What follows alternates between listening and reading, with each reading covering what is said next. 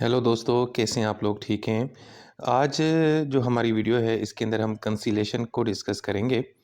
Conciliation भी actually एक ADR का मेथड है। जिस तरह मीडिएशन है ना, जिस तरह नेगोशिएशन है, जिस तरह आर्बिट्रेशन है, बिल्कुल उसी तरीके से कंसीलिएशन भी एक मेथड है, एक तरीक़ेकार है जिसके ज़रिए हम आउट ऑफ द कोर्ट जाके अपने प्रॉब्लम को सॉल्व कर सकते हैं। तो देखते हैं कि ये कंसीलिएशन क्या है और ये किस तरह काम करता है। तो सबसे पहले तो ये देखना पड़ेगा कि कंसीलिएशन क्या है, कि ये जिस तरह मीडिएशन काम करती है बिल्कुल उसी तरीके से कंसीलिएशन काम करता है। यानी कंसीलिएशन और मीडिएशन में 19-20 का फ़र्क है, ये आपने ज़हन में रखना है। वो फ़र्क क्या है वो मैं आपको आगे चल के बताता हूँ। पहले तो देखेंगे इसकी डेफ़िनेशन अगर फिर किस तरह बनती है कि कंसीलिएशन एक एडीआर का प्रोसेस है जिसमें इंडिपेंडेंट थर्ड पार्टी यानी तीसरा बंदा, तीसरा शख्स जिसको हम कंसीलेटर बोलेंगे, वो 2 लोगों के बीच में जो डिस्प्यूट होता है, जो प्रॉब्लम होता है, जो झगड़ा होता है, जो इश्यू होता है, उसको सॉल्व करने में उनकी मदद करता है। ना सिर्फ मदद करता है बल्कि उनको रिकमेंडेशन भी देता है, उनको सलाह भी देता है, उनको सजेशन भी देता है। अच्छा, ये जो पहलू है ना, ये मिसिंग था हमारे मीडिएशन के अंदर। हमने वहाँ पे पढ़ा कि मीडिएटर सिर्फ मदद करता है, सलाह, मशवरा, सजेशन, रिकमेंडेशन नहीं देता। लेकिन यहाँ पे जो कंसीलेटर साहब हैं, वो सिर्फ मदद नहीं करते, बल्कि मशवरा भी देते हैं, सजेशन भी देते हैं, नसीहत भी करते हैं और आपको इनकरेज और मोटिवेट भी करते हैं ताकि आप अपने प्रॉब्लम को सॉल्व कर सकें। ये कंसीलिएटर बिल्कुल मीडिएटर की तरह एक प्रोफेशनल एक्सपर्ट बंदा होता है अपने उस सब्जेक्ट के अंदर जिसमें इशू है। मिसाल के तौर पे अगर प्रॉपर्टी का इशू हो है तो वहाँ पे आप किसी ऐसे जो प्रॉपर्टी का जो एक्सपर्ट होगा आप उससे मदद लेंगे, वो आपका कंसीलिएटर बनेगा। अगर कोई फैमिली का इशू है तो फैमिली इश्यूज़ का जो एक्सपर्ट है आप उसके पास जाएंगे। ठीक है। बिल्कुल ये मीडिएटर की तरह काम करेगा। और दूसरा कि कंसीलिएटर अपना अपना कोई फैसला नहीं सुनाएगा, वो आर्बिटर और जज की तरह कोई डिसीजन नहीं देगा। हाँ, वो सिर्फ आपकी मदद करेगा, आपको मशवरा देगा, आपको सजेशन देगा, लेकिन कोई फैसला नहीं सुनाएगा। वो आपके ऊपर अपना कोई फैसला बाइंडिंग नहीं कर सकता। यानी आप आज़ाद हैं, आपकी मर्ज़ी हो तो कंसीलेटर की बात को माने या ना माने। ठीक है जी। ये एक कंसीलिएशन का एक डेफिनेशन है। कंसीलिएशन का ये जो प्रोसेस है ना, ये वॉलंटरी होता है, यानी ये आपकी रज़ामंदी से होता है, आपके एग्रीमेंट से होता है। आपसे पूछे बगैर आपको आपको नहीं कहा जाए कि जाए कंसीलिएशन में जाएँ। हाँ, बाज़ औक़ात अदालत आपको ऑर्डर दे सकती है। अदालत कह सकती है कि भई आपका जो प्रॉब्लम है वो बहुत ही एक माइनर किस्म का है, ये आप कंसीलिएशन में लेके जाएँ।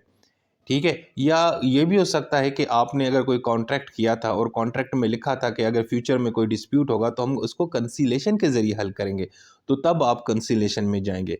कहने का मतलब है कि आपका ये वॉलंटरी प्रोसेस होता है, आपकी मर्ज़ी से होता है, या तो आपको अदालत हुक्म देगी, तो अदालत भी अगर आपको कहेगी ना कि कंसीलिएशन में जाएँगे, तो उससे पहले भी आपसे वो इजाज़त माँगेगी। एंड उसके बाद ये भी हो सकता है कि आपने कॉन्ट्रैक्ट में लिखा हो कि अगर इन फ्यूचर अगर हमारा कोई आपस में डिस्प्यूट होता है तो हम उसको कंसीलिएशन के ज़रिए ही हल करेंगे। वैसे आम तौर पे ना, ये जो गवर्नमेंट और के जो एजेंसी प्रोसेस होते हैं, गवर्नमेंट के जो इश्यूज़ होते हैं, वहाँ पे ज़्यादातर कंसीलिएशन का ज़िक्र किया जाता है मीडिएशन के साथ-साथ ना।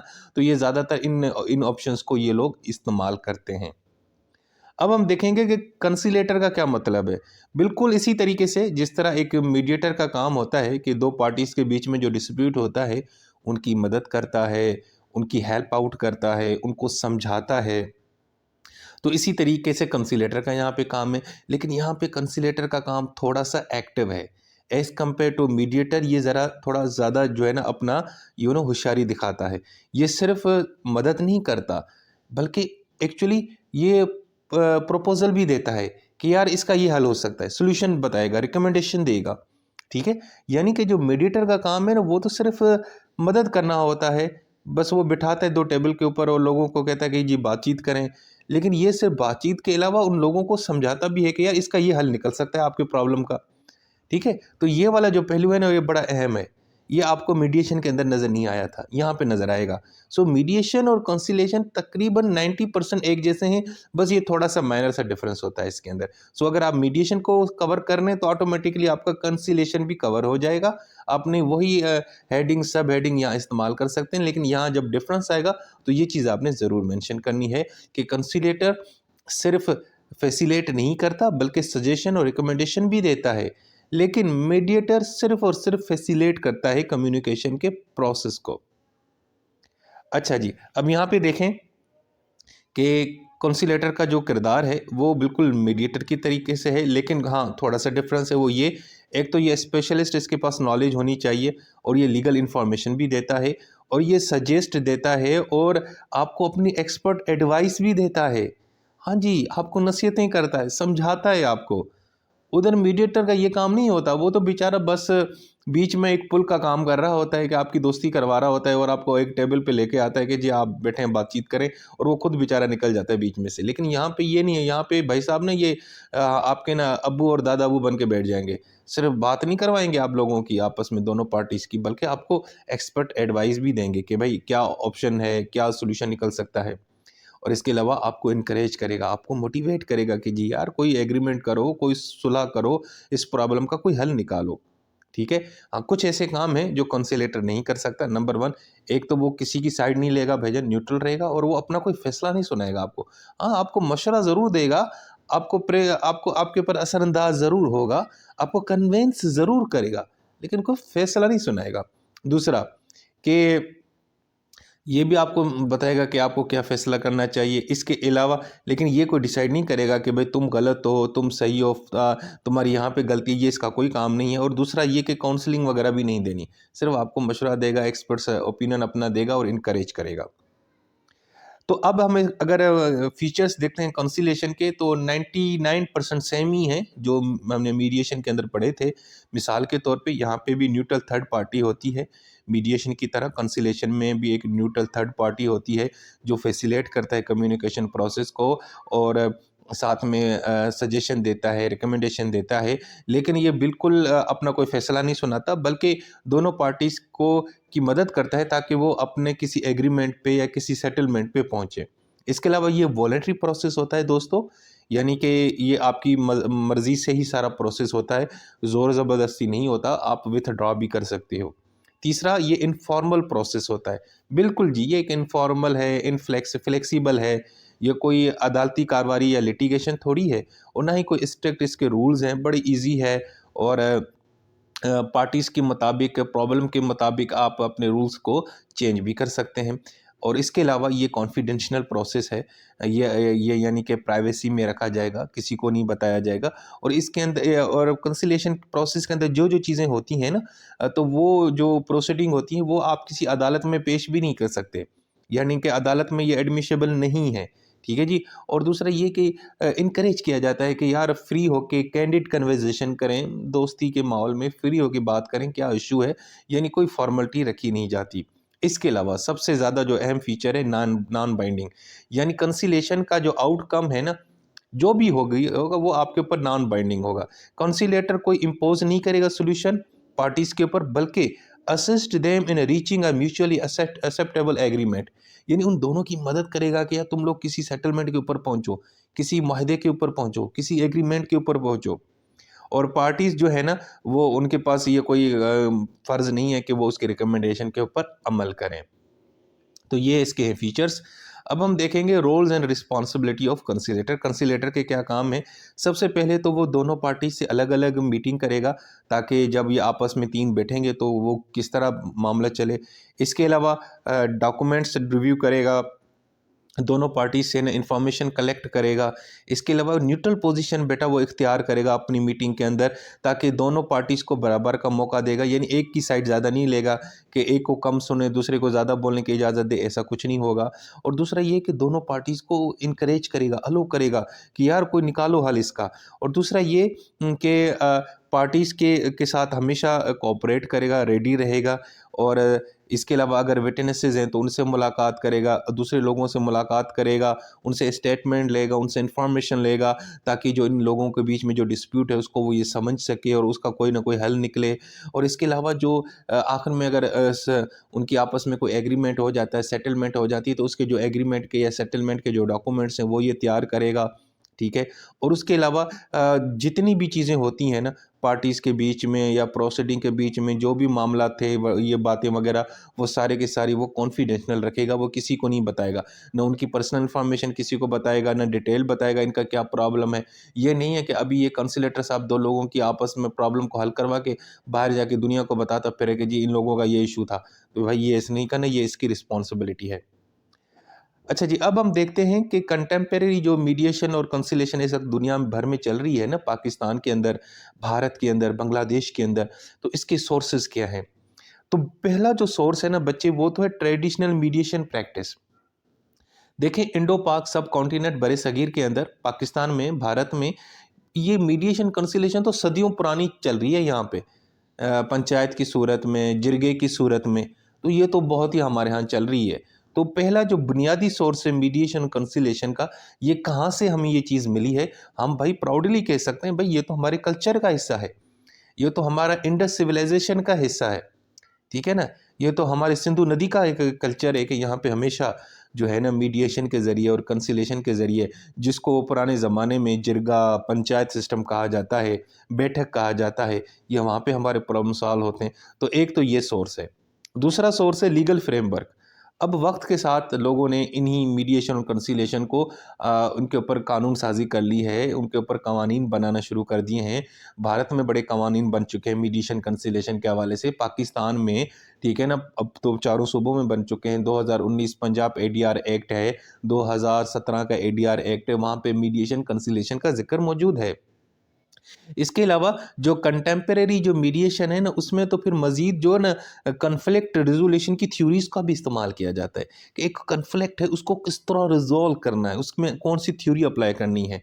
जैसे इंटरेस्ट बेस्ड नेगोशिएशन होती है, ट्रांसफॉर्मेटिव मीडिएशन होती है, फैसिलेटिव मीडिएशन होती है, तो ये सारी चीज़ें भी इस्तेमाल की जाती हैं। इसके अलावा साइकोलॉजी और कम्युनिकेशन स्टडी। देखें, जब आप साइकोलॉजी या कम्युनिकेशन स्टडी पढ़ते हैं ना दोस्तों, तो उससे आपको लोगों का जो बिहेवियर है उसका पता चलता है कि लोगों का ही बिहेवियर क्या है, लोग किस तरह सोचते हैं, लोग मखसूस इन्वायरमेंट में किस तरह रिएक्ट करते हैं। जब आपको ये चीज़ें समझ आ जाती हैं तो ऑटोमेटिकली फिर आपको मीडिएशन कंसिलेशन में भी ये चीज़ हेल्प आउट करती है। क्योंकि देखो, मीडिएशन कंसिलेशन में हमने दो लोगों को समझने की कोशिश करनी होती है, उनका प्रॉब्लम समझना होता है, उनका रवैया समझना होता है। तो उनके रवैये को जब आप समझ लेते हैं साइकोलॉजी के ज़रिए, तो आपको एक मदद मिलती है और आप जल्दी से उनका प्रॉब्लम सॉल्व कर लेते हैं। इसके अलावा कम्युनिटी और सोशल वर्क, ये भी एक कंटेम्परेरी सोर्स है। हमारे यहाँ पुराने अभी भी कम्युनिटी और सोशल वर्क चल रहा होता है। तो हम जब सोशल वर्क कर रहे होते हैं या कम्युनिटी वर्क कर रहे होते हैं अपने इर्द गिर्द के अंदर, मोहल्लों और गलियों के अंदर, तो एक्चुअली हम मीडिएशन और कंसिलेशन ही तो कर रहे होते हैं ना।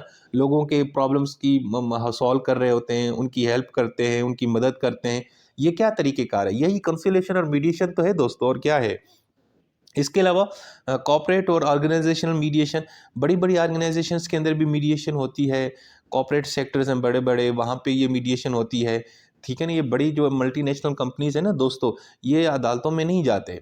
अब ये जैसे देखें, आजकल अंबानी साहब की ना बेटे की शादी चल रही है और वहाँ पे पूरी हॉलीवुड के और बॉलीवुड के स्टार पहुँचे हुए हैं, ठीक है ना। बिल गेट्स भी पहुँचे हुए हैं, मार्क ज़ुकरबर्ग भी भाई पहुँचे हुए हैं।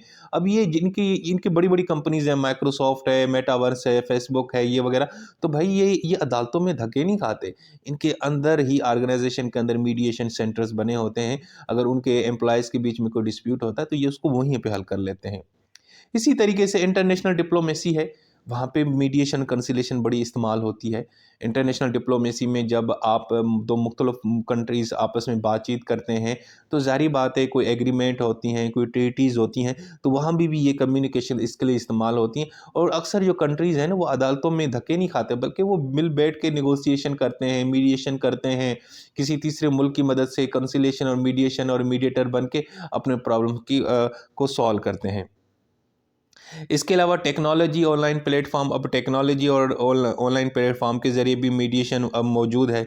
अब तो लोग टेक्नोलॉजी के ज़रिए अपनी प्रॉब्लम को सॉल्व करते हैं। बल्कि अभी रिसेंटली मैं पढ़ रहा था कि आर्टिफिशियल इंटेलिजेंस के ज़रिए लोग ना मीडिएशन कर रहे हैं, कि दो लोग हैं ना वो क्या करते हैं, artificial intelligence as a mediator या कॉन्सिलेटर बन के उनके प्रॉब्लम सॉल्व करती है और उनको रिकमेंडेशन देती है कि भाई आपका ये प्रॉब्लम है, इसका ये सोल्यूशन निकल सकता है। इसके अलावा एकेडमिक रिसर्च और ट्रेनिंग में भी हम इसका इस्तेमाल देखते हैं। और दूसरा ये कल्चर एडाप्शन है। हमारे कल्चर के अंदर तो ये बहुत ही पुरानी चीज़ है ना भाईजान, कि हम के मीडिएशन और कंसिलेशन में करते हैं, क्योंकि कल्चर की चीज़ें होती हैं, हम चाहते हैं कि यार फैमिली की चीज़ें आउट ना जाएँ, ठीक है? तो इसमें भी बड़ा ख़्याल रखा जाता है, ये भी किया जाता है। इसके अलावा गवर्नमेंट और नॉन गवर्नमेंट ऑर्गेनाइजेशन जो एनजीओज़ होती हैं, वो भी एक्चुअली ना मीडिएशन और कंसोलिडेशन को ज़्यादा प्रोमोट करते हैं। और वो तो कहते हैं कि भाई आप अदालतों में जाने से बेहतर है आप मीडिएशन और कंसिलेशन की तरफ आएँ और यहीं पे बैठ के अपने प्रॉब्लम को सॉल्व करें। दूसरा, क्योंकि यार ये एक ना बड़ा फ्रेंडली तरीक़ेकार है, इसमें कोई ना इतनी आपस में झगड़ा भी नहीं होता। अब जब लेकिन अदालतों में जाते हैं तो आपको पता है वहाँ पे ना ज़रा कॉम्पिटिशन का माहौल होता है, तो ना बस एक दूसरे को गंदा करना होता है। तो यहाँ पे इस तरह की चीज़ नहीं होती। यहाँ पे तो बड़ी दोस्ती और मोहब्बत में, प्यार मोहब्बत में मिल बैठ के हम बात करते हैं और अपने प्रॉब्लम को सॉल्व करने की कोशिश करते हैं। तो ये जो तरीक़ेकार है मीडिएशन और कंसिलिएशन का, ये ज़रा फ्रेंडली होता है एज़ कम्पेयर टू लिटिगेशन। सो यहाँ पे भी इस्तेमाल होता है। अब तो हुकूमत के जो डिपार्टमेंट्स होते हैं, आपस में ब्यूरोक्रेसी है, ये मीडिएशन और कंसिलिएशन के ज़रिए अपने प्रॉब्लम को सॉल्व करते हैं। सो दोस्तों, ये थी हमारी आज की वीडियो। इसके अंदर मैंने आपको कंसिलिएशन के बारे में बताया, इसके फीचर्स बताए, कंसिलेटर का क्या रोल होता है और इनके जो सोर्सेज़ हैं, जो कंटेम्परेरी मीडिएशन और कंसिलेशन। देखें यहाँ पे मैंने मीडिएशन और कंसिलेशन का जिक्र क्यों किया कि मीडिएशन कंसिलेशन तकरीबन एक ही चीज़ है ना, इसलिए इन दोनों का सोर्स एक ही जगह से निकलता है। तो बाकी 19-20 जो डिफरेंस है ना, वो मैं आपको नेक्स्ट वीडियो के अंदर मज़ीद डिटेल में बताऊंगा। इस वीडियो में सिर्फ मैंने आपको कंसिलेशन के बारे में बताया, ये क्या चीज़ होती है, इसमें कंसिलेटर का क्या किरदार है, इसके फीचर्स क्या हैं, कंसिलेटर्स आपके जो है ना रोल्स रिस्पॉन्सिबिलिटीज़ क्या हैं और इनके सोर्सेज क्या हैं। ठीक है जी, नेक्स्ट वीडियो में मेरे साथ रहिएगा। अपना ख्याल रखें। Take care.